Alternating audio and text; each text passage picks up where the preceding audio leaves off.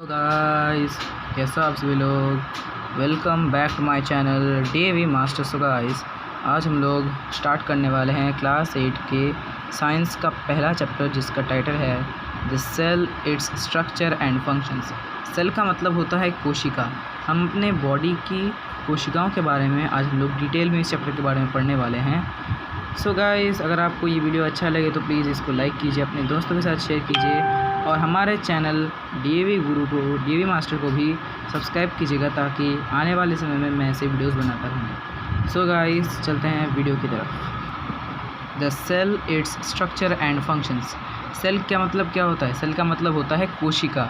हमारी बॉडी बहुत सारे कोशिकाओं से मिलकर बनी है। बहुत सारे कोशिका मिलकर टिश्यू बन जाते हैं। टिश्यू बहुत सारे सेल मिलकर टिश्यू बन जाते हैं।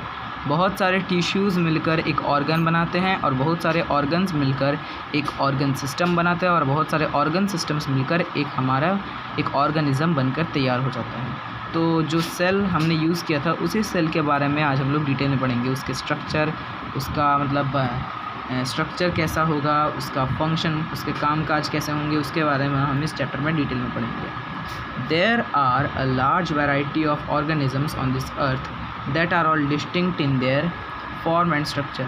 हमारे अर्थ में बहुत सारे तरह तरह के ऑर्गेनिज्म, बहुत सारे तरह तरह के जीव पाए जाते हैं, जो कि अपने रहन सहन, अपने स्ट्रक्चर मतलब वो कैसे दिखते हैं, और अपने फॉर्म मतलब वो कैसे जन्मे हैं, वो उन सभी फैक्टर्स पर डिपेंड करके वो डिस्टिंक्ट होते हैं, मतलब वो अलग अलग होते हैं। बहुत सारे अलग अलग हमारे जीव हमारे अर्थ में पाए जाते हैं, जो कि अपने स्ट्रक्चर और फॉर्म के लिए डिस्टिंक्ट होते हैं, यानी डिफरेंट होते हैं। However they all possess similarity in their basic structure and functions. लेकिन उनमें कुछ सिमिलैरिटी, बहुत सारे जीव होते हैं जो कि डिफरेंट होते हैं, लेकिन उनमें कुछ सिमिलैरिटी भी हमको देखने को मिलता है। वो सिमिलैरिटी क्या है? उनके बेसिक स्ट्रक्चर, यानी कि वो किस चीज़ से बने हैं, और उनके फंक्शन, यानी उस बेसिक स्ट्रक्चर का फंक्शन क्या होगा, मतलब उनके फंक्शन क्या होंगे। जैसे हम एग्जांपल ले लेते हैं, मान लेते हैं एक काव जो होती है वो क्या करती है? वो न्यूट्रिशन लेती है। न्यूट्रिशन किससे लेती है? घास से लेती है। घास खाती है वो, उससे उनको न्यूट्रिशन मिलता है, मतलब उनको न्यूट्रिएंट्स मिलता है बहुत सारे। और हम एक और एग्जांपल ले लेते हैं, मानते हैं एक डियर है। डियर भी तो घास खाकर ही न्यूट्रिशन लेती है। और एक और एग्जांपल लेते हैं, मान लेते हैं लायन भी तो मांस खा के, मतलब मीट खा के तो वो न्यूट्रिशन लेता है। वो सभी जानवर अलग अलग खाना खाते हैं, लेकिन उनका जो प्रोसेस है न्यूट्रिशन लेना वो सेम है, और रेस्पिरेशन करना यानी कि सांस अंदर बाहर करना वो भी सेम है। उसके बाद रिप्रोडक्शन करना वो भी सेम है। तो यहाँ पर उनके फंक्शंस और उनके बेसिक स्ट्रक्चर पर से हम पता लगा सकते हैं कि वो जानवर कितना सिमिलर है। Just as a building is made up of bricks. जैसे एक बिल्डिंग जो होता है वो बहुत सारे ब्रिक्स से मिलकर बना होता है। Similarly the bodies of all plants and animals are made up of cells. जैसे एक इमारत एक बहुत सारे ब्रिक्स से मिलकर बनता है, वैसे ही जो हमारा मतलब प्लांट्स और एनिमल्स का जो बॉडी है वो बहुत सारे सेल के मिलने के बाद बनता है। सेल का मतलब होता है कोशिका। बहुत सारे जब कोशिका में, तब बहुत सारे कोशिकाओं से जो हमारे प्लांट्स और एनिमल्स का जो बॉडी है वो बनकर तैयार होता है। फ्रॉम माइक्रोस्कोपिक बैक्टीरिया और amoeba to large organisms like elephants, whales or gigantic trees, all are made up of cells, the basic units of all organisms. Microscopic bacteria यानी ऐसे बैक्टीरिया जिसको हम लोग माइक्रोस्कोप की मदद से देख सकते हैं, या फिर अमीबा भी एक माइक्रोस्कोपिक बैक्टीरिया है, उसको हम माइक्रोस्कोप से देख सकते हैं। अमीबा कुछ ऐसे टाइप का होता है, ऐसे उसका कोई शेप नहीं होता, ये कुछ ऐसे टाइप का अमीबा होता है, और यहाँ पर बीच में एक ऐसा गोला टाइप होता है न्यूक्लियस क्या होता है इसके बारे में हम आगे इस चैप्टर में पढ़ेंगे। यहाँ पर ऐसे इसका शेप हो गया और बीच में एक न्यूक्लियस होगा। माइक्रोस्कोपिक बैक्टीरिया और अमीबा जैसे छोटे ऑर्गेनिज्म से लेकर बड़े बड़े ऑर्गेनिज्म, जैसे कि एलिफेंट हो गया, व्हेल हो गया, यानी और जाइगेंटिक ट्री हो गया, यानी बड़े बड़े पेड़ हो गए, सभी सेल के बने हैं। यहाँ पर कहा गया कि जो छोटे छोटे ऑर्गेनिजम्स होते हैं उनसे लेकर बड़े बड़े ऑर्गेनिजम्स तक सारे सेल के बने होते हैं। The basic units of all organisms, जो कि उन सभी ऑर्गेनिजम्स का बेसिक यूनिट होता है। अब यहाँ से हमको मेन चीज़ पढ़ना है, इस पैराग्राफ से हम लोग को मेन चीज़ पढ़ना है। सब में cells exist as unicellular organisms.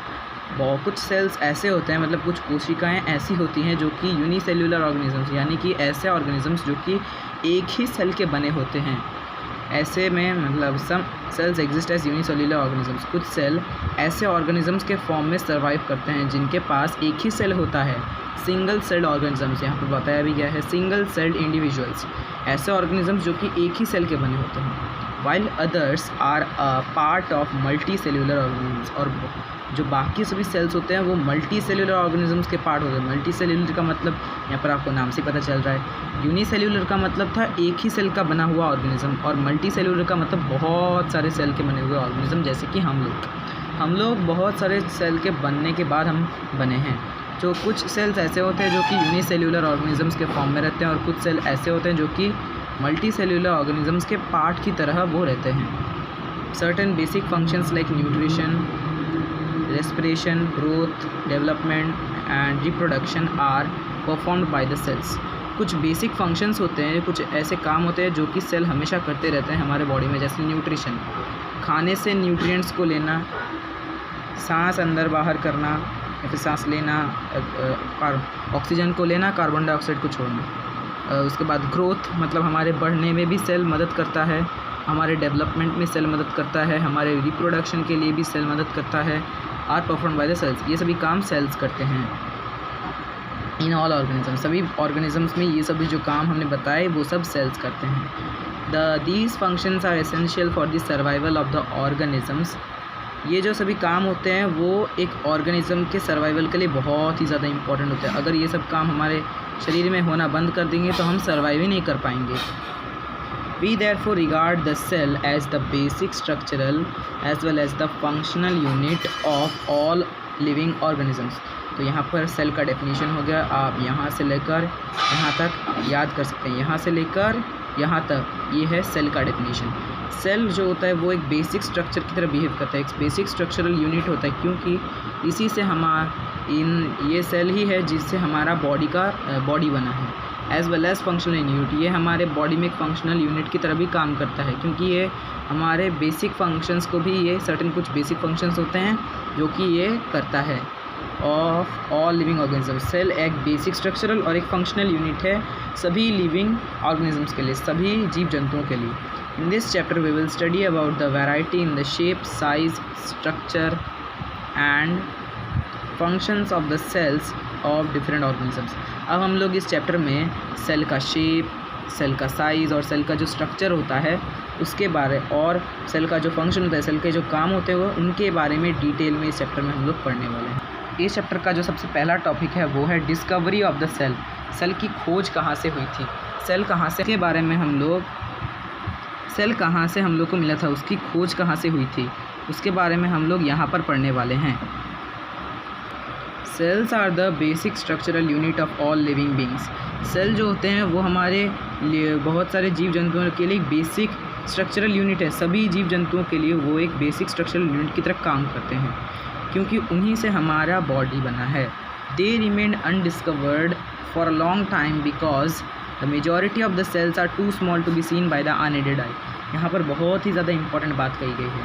जो अधिकतर सेल्स होते हैं वो अनडिस्कवर्ड थे, जो अधिकतर सेल्स थे वो अनडिस्कवर्ड थे, उनकी खोज नहीं हुई थी फॉर अ लॉन्ग टाइम, कई दिनों तक। Because the majority of the cells are too small to be seen by the unaided eye, क्योंकि जो अधिकतर सेल्स होते हैं ना वो बहुत छोटे होते हैं, मतलब बहुत छोटे, उनको हम लोग अपनी खुली आँखों से नहीं देख सकते। उनको देखने के लिए हमें एक ऐसा इंस्ट्रूमेंट चाहिए जो कि उनको आसानी से हम लोग को दिखा सके, और उस इंस्ट्रूमेंट का नाम अभी है माइक्रोस्कोप। अब यहाँ से हम लोग को एक ऐसे व्यक्ति के बारे में बताया गया है जिसने जिसने सेल की खोज की थी। उसका नाम है Robert Hooke. Robert Hooke was the first scientist who in 1665 observed thin slices of cork obtained from the bark of a tree through his self designed microscope. Robert Hooke एक ऐसे पहले साइंटिस्ट बने जिन्होंने 1665 ईस्वी में कॉर्क के जो thin slices होते हैं, मतलब कॉर्क एक ऐसा चीज़ है, मतलब ऐसा दिखता है कॉर्क, कॉर्क ना एक बॉटल के ढक्कन की तरह होता है। उसके जो थिन स्लाइसेस, उसके जो पतले पतले छीले होते हैं, उसको अपने सेल्फ डिज़ाइन माइक्रोस्कोप, उसने खुद एक माइक्रोस्कोप बनाया था और उसके नीचे उसने थिन स्लाइसेस ऑफ कॉर्क को रखकर उस पर एग्जामाइन किया, मतलब उसको ऑब्जर्व किया। Obtain from the bark of a tree, ये जो कॉर्क होता है ना, ये जो कॉर्क होता है वो ट्री के बार्क से मिलता है। बार्क का मतलब होता है ट्री के जो छाल होता है उससे हम लोग को कॉर्क मिलता है। और ये जो कॉर्क है इसके पतले पतले स्लाइसेस को लेकर वो जो रॉबर्ट हुक है, यहाँ पर फोटो दिया गया है आप देख सकते हो, ये जो रॉबर्ट हुक साइंटिस्ट है उसने अपने सेल्फ डिज़ाइन माइक्रोस्कोप, अपना जो माइक्रोस्कोप है जिस माइक्रोस्कोप को उसने बनाया था उसके नीचे रखकर वो एग्जामाइन करता है, उसको ऑब्जर्व करता है। He observe that they had honeycomb like structures, वो ऑब्जर्व करता है कि उसमें हनी कॉम लाइक यानी मधुमक्खी के छत्ते की तरह कुछ स्ट्रक्चर बने हुए हैं। यहाँ पर आप फोटो में देख सकते हो, यहाँ पर मधुमक्खी के छत्ते की तरह कुछ स्ट्रक्चर आपको दिखाई दे रहा होगा, यही है Honey com like structure consisting of little compartments. और ये जो मधुमक्खी के छत्ते की जैसा जो स्ट्रक्चर है ना, उसमें छोटे छोटे कंपार्टमेंट्स हैं, मतलब छोटे छोटे होल जैसे हैं, कुछ इस टाइप के आपको होल यहाँ पर दिखाई देंगे जब हम कॉर्क के स्लाइसेस को, पतले पतले स्लाइसेस को माइक्रोस्कोप के नीचे डालकर देखेंगे। यहाँ पर बताया गया कि सेल को हम लोग लैटिन में क्या कहते हैं। In Latin cell means a little room. यहाँ पर जो बताया गया है लैटिन में सेल को एक छोटा कमरा, एक छोटा लिटिल रूम कहा जाता है। लैटिन भाषा में सेल को एक छोटा कमरा कहा जाता है, क्योंकि यहाँ पर आप देख सकते हो ये जो कॉर्क स्लाइसेस है उनमें डेड सेल मौजूद हैं, क्योंकि जो ट्री के जो बार्क होते हैं उसमें डेड सेल पाए जाते हैं, मतलब मरे हुए सेल पाए जाते हैं। जो सेल होते हैं वो ऐसे कंपार्टमेंट की तरह यहाँ पर दिखाई देते हैं, इसलिए सेल का जो अलग एक और नाम है वो है अ लिटिल रूम। लैटिन में उसको हम एक और नाम देते हैं a little room. It was later explain that these compartments were actually dead cells bound by cell wall. ये मैंने जो अभी बताया वही बता रहे हैं ये लोग। ये जो कॉर्क के जो पतले पतले स्लाइसेस हैं ना, उसमें ये जो कंपार्टमेंट्स हमको दिखाई दे रहे थे, ये जो लिटिल रूम जैसा कुछ स्ट्रक्चर हमको दिखाई दे रहा था, वो एक्चुअली डेड सेल्स थे, मरे हुए सेल्स थे, मतलब वो सेल ऐसे थे वो जो मर चुके थे। बाउंड बाय सेल वॉल, जो कि एक सेल वॉल से ढके हुए थे। सेल वॉल क्या होता है इसके बारे में हम लोग डिटेल में पढ़ेंगे।